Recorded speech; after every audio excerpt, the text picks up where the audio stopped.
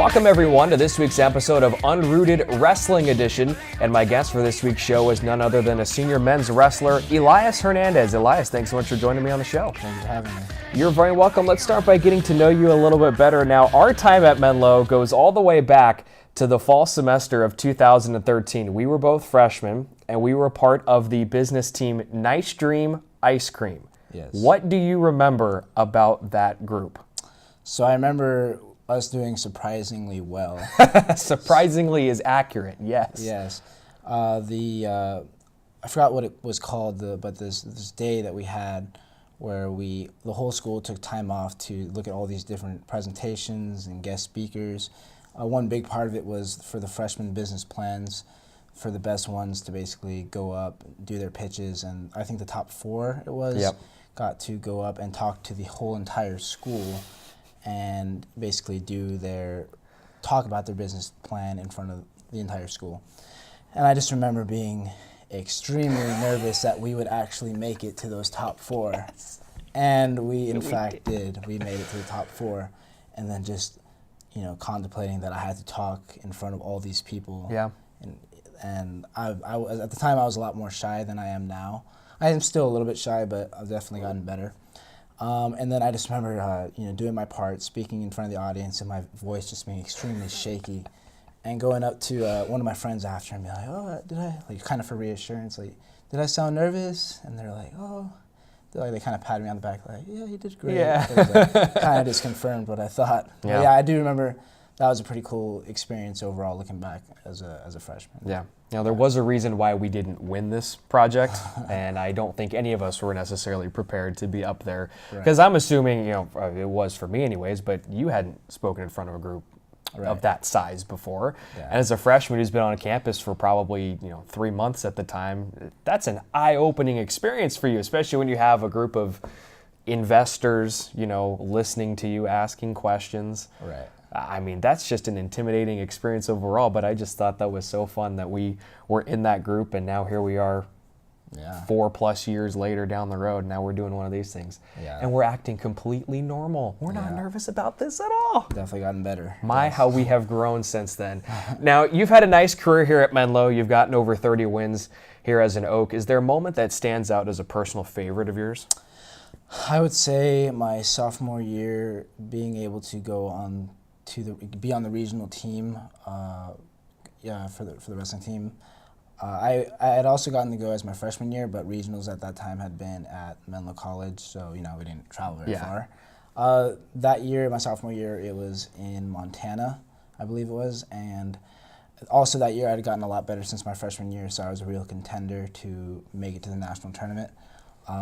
Though I didn't, I was a point away from qualifying, which was a heartbreaking match. Mm-hmm. But it was definitely a great experience. It was magical being with the team in the postseason.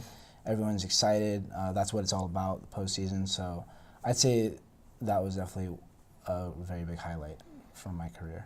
Now, you redshirted 1 year, so this is your 5th year on the wrestling roster. How do you feel you have grown and developed on the mat from 2013 to now? I'd say coming in as a freshman, I was very focused more on the individual aspect of the sport. I was kind of more just focused on what I wanted to do individually, be an All-American, national champion, the things that everybody wants to do. Mm-hmm. And I wasn't so focused on the team aspect. I was just, I just focused on me. And I think over the years, I definitely have grown to care and really be concerned with how we do as a team. Especially last year, it was my first year moving onto campus. I got to live with my teammates, eat with my teammates, just, spend a lot more time with them. It got me a lot closer with them, and it got me really excited to see how we as a team could, possibly bring home, a trophy, rather than just me and my individual goals. Yeah, it's amazing how being on campus just it's a subtle change like that, living off campus without teammates to being on campus with your teammates constantly around you. You just feel so connected, not only with your teammates, but with other people on campus and other campus-wide events. Definitely, yes. Yeah. Let's talk a little bit about the team now. Last weekend saw a small contingent of Oaks compete in the Heritage Open in Montana. For some guys who maybe haven't seen a lot of time so far this year on the mat, how big was it for them to go out there and get a few matches under their belt? I'd say anytime you can go out and get competition, especially earlier in the year, is extremely helpful, especially with a tournament like that. It was a close tournament with guys from the NAIA, a lot of guys from our region, where we got to basically see competition and people we would face in the postseason that we might not be able to see until later in the season when we don't have as much time to adapt. So with a tournament like that,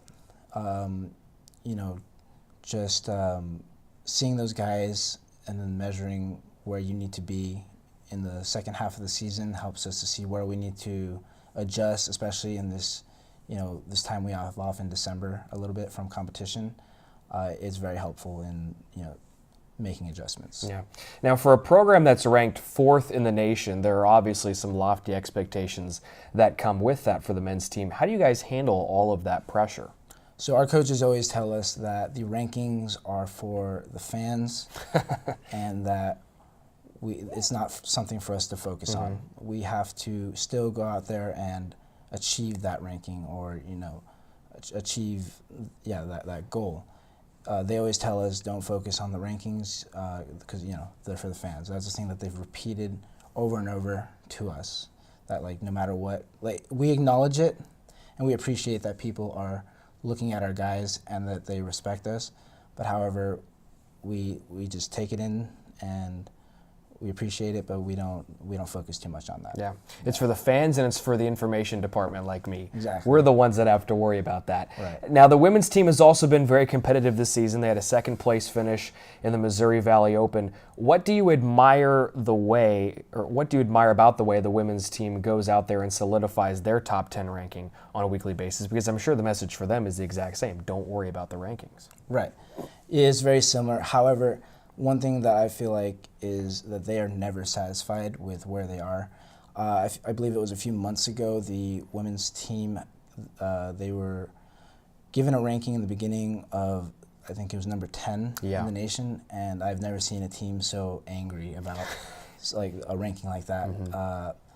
When the day that it came out, I just saw a bunch of girl wrestlers extremely angry. They kept on talking about how disrespected they felt. And even with the next ranking, they climbed up to top 7. They were, I guess, happy about it, but they still were not satisfied. They said they still felt a little disrespected. They're just they're never satisfied. They keep on wanting to grow, and I think that's what really allows them to solidify their ranking. And even individually, every time I would go up to one of the girl wrestlers and congratulate them for a good performance, they were never satisfied. They'd be like, oh yeah, I did okay, but I could have done better.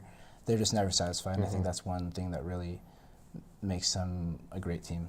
And I'm sure even if they were to get that top spot, they still wouldn't be satisfied. They'd want to do it again the next year. Exactly. That hunger and that desire to just continually improve. Such an important thing to have. Now, the month of December, as you mentioned earlier, it's a bit lighter for the Oaks. There's just 3 events on the schedule. Do you feel that rest during this part of the year is a good thing or a bad thing? As a freshman, I used to hate rest. I didn't see the use in it. It used to make me nervous, made me feel like maybe I was getting stale. But as I've grown older, I definitely learned to appreciate this time off, especially from competition, where we get to take time off of cutting weight, off of school, and with the less competition, we could focus on where we've had some downfalls in the beginning of the season and really fine-tune things to fix into the second half of the season, which is where it really counts, and especially with the postseason. This is the time right now where we can really focus on what we need to do for that second half. So therefore, I do think that this time off in December is very useful. This might be a tough question to answer, but do you feel that there's any particular weight class where Menlo College has a true and just complete, utter advantage over another school? Obviously, I know you're going to want to be tempted to say, well, of course, every weight class, but is there one that stands out? Right. Yeah, you're right. We have a lot of stacked weight classes. I would say heavyweight just because with Javi Gonzalez, in a dual meet, for example, I love watching him because I just know he's going to go for that throw right to the back, and I'd say 90% of the time he will get it. Yeah. And even if his opponent knows it's coming, which I bet most of them do, he'll get it. And even if he doesn't get that one throw on those 90% of people, he'll find a way to land up on top. So, and then Ian, and Jeremiah, they're in that weight class too. They're also very good contenders, very tough people. The heavyweight weight class is a very tough weight class. All right, Elias, let's get into the final segment of the show. It's called Brownie Bites. I'm going to ask you 3 random off-the-wall questions. Give me your best answer. All right. Question number 1. Had Nice Dream ice cream actually gone through and eventually become a thing, which wrestler would make the worst ice cream scooper for our business? That's a tough one.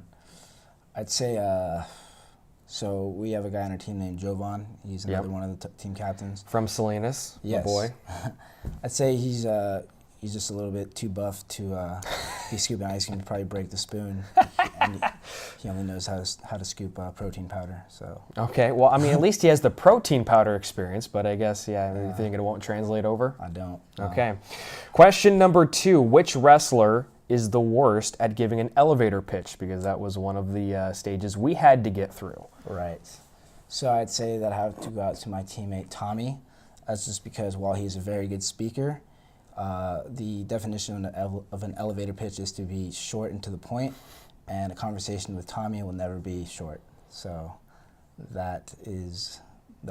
he's very good at speaking for a long time, but not a short time. So if he were here on Unrooted, it would be like a block of interviews. It'd take that long. Yes, it would be a much longer episode. There'd be a lot of editing to that one for sure. And then question number 3, which wrestler is most likely to get his or her tongue frozen on a pole? I'd say that I have to go out to my friend Tyler Noon, because he's a very mischievous person, and he's always getting himself into some funny situations. So definitely Tyler Noon.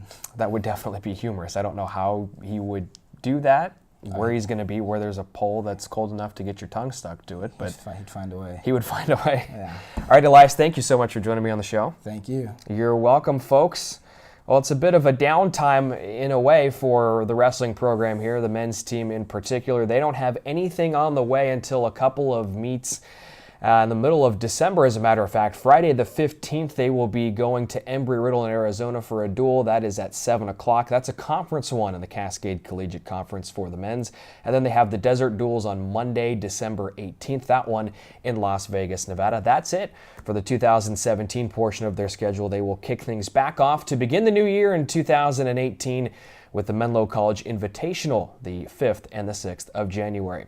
We invite you to tune in to the next episode of Unrooted Wrestling Edition, when Elias Hernandez will select the next interviewee right here on the show with me, Brian Brownfield. Until then, we will see you next week.